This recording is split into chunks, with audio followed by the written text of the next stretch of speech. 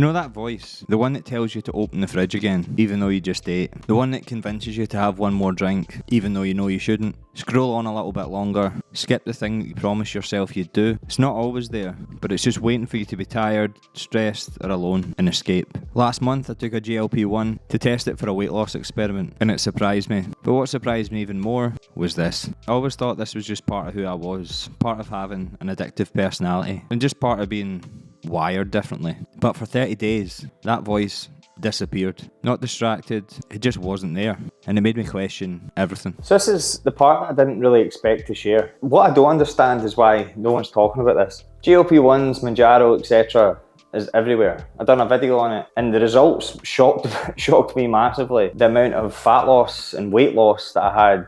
What shocked me most actually wasn't the weight loss. I knew it was effective. The thing that shocked me by surprise was the quiet. And anyone who struggles with addiction is majorly impulsive. They have all these compulsions on a day-to-day basis. It could be alcohol, food, dopamine seeking, just scrolling on your phone. I understand everyone has that to an extent, but until you live with that on a daily basis and it can consume you, you might not know what I mean. And if you're watching this, maybe you fall into that category. That voice during the 30-day experiment genuinely just disappeared. I became more productive than I've been in a long time. And for the longest time, I thought it was just me. And then I came across a couple of videos.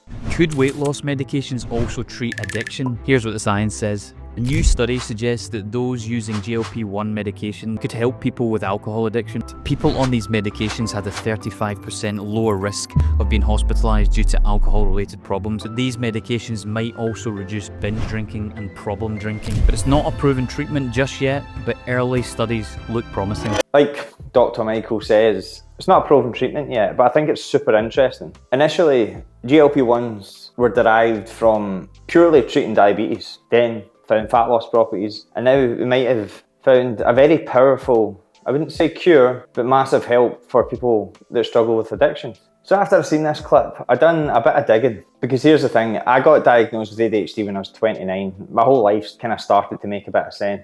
My family are full of people who are neurodiverse, whether they know it or not. But the more digging that I've done, the more this made sense. Not just for me, but for the kind of neurodiverse population. When you grow up around that, the kind of chaos feels pretty normal.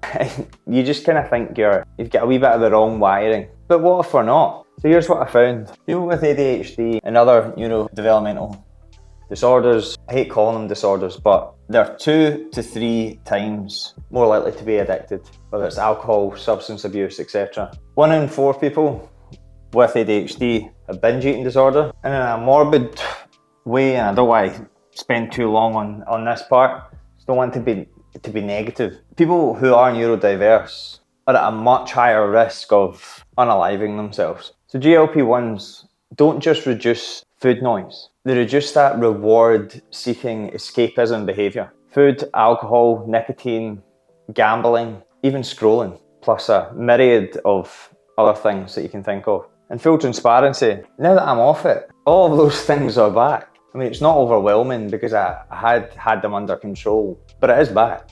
Just a subtle buzz in my brain that was gone for 30 days. Even to the point that I came off ADHD medication before I went on this because I didn't want to skew the results of it. I'm actually thinking of going back on them because my brain feels so fuzzy. And for 30 days I felt peace. And that's the part that I really did like about it. Kind of felt semi-normal for a second. And if you're feeling that this is resonating with you, if you've made it this far, think about yourself less about being broken and more about quieting the chaos in your brain long enough just to hear yourself think. In the fitness industry, we talk so much about willpower, discipline, etc. But no one talks about the noise, not the food noise. Like, people talk about that. It's the part of you that doesn't want the plan.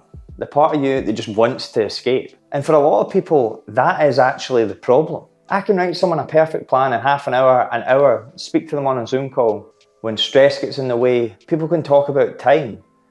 But if I'm honest, a lot of it comes down to noise. A lot of time people get labelled with lazy, unmotivated, etc., especially for overweight. But there is just people that haven't managed to channel it like I have in certain domains in their life. I've kind of got a bit lucky in that sense, but I still struggle. And I know there's people out there that are watching this that still struggle every single day. So as I say, I'm filming this video because no one's talking about it. And I thought I'd bring about some awareness to it. It's not solved, there's no direct use of it as of yet, other than in studies, and they're extremely promising. But if you've watched it this far and you resonate with some of this, there's no call to action. I don't want you to sign up to my program. Well, yeah, you can if you want, right? But this is a lot more of a personal story.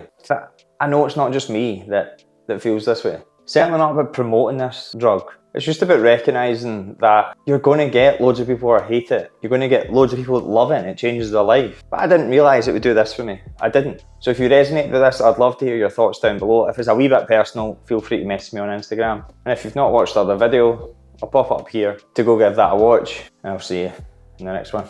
I'm going to jab. I'm only joking, by the way. Bye-bye.